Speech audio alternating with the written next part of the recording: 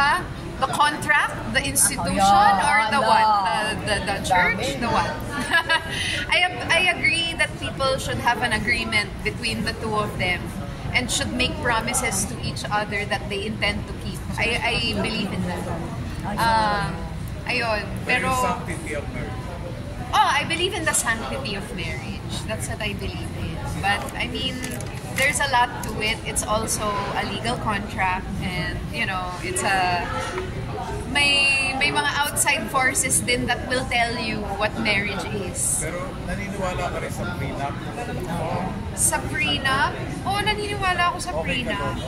So, the reason why I say marriage the contract, kasi para bang yung pag nagpakasal kayo, di ba, pipirma kayo pareha sa isang kontrata na sinulat ng ibang tao, hindi kayo.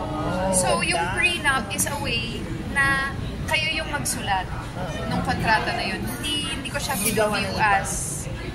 kasi parang kailan lang kasi pumasok yung konsepto ng prenup, so parang naiinsulto minsan yung mga tao sa kung ano yung ibig sabihin. Pero yung view ko lang talaga doon is... kayong dalawa yung magsusulat ng sarili niyong kontrata. So, ibig sabihin kung mag-o-offer ng prenup si Sam, alam ko yun ang gusto tanongin ni Kuya. Okay. Hindi lang matanong-tanong. Doon diretso. Papayag ka ba? Feeling ko baka nga unahan ko pa siya eh. Kasi... Tama. Okay kasi din. Ano tingin niyo sa akin hindi mayaman? Charot! Alam ko lang mayaman ka naman. Loko lang. I think in my case and in his case specifically, it's very important that we talk about that. Because especially, we have to remember, Sam has children. And 3. Tama. So, it's very important also for everyone in the family to understand, di ba? Na, parang where you want. oo, parang iba yung tingin para nakaka-insulto. Sa ibang tao.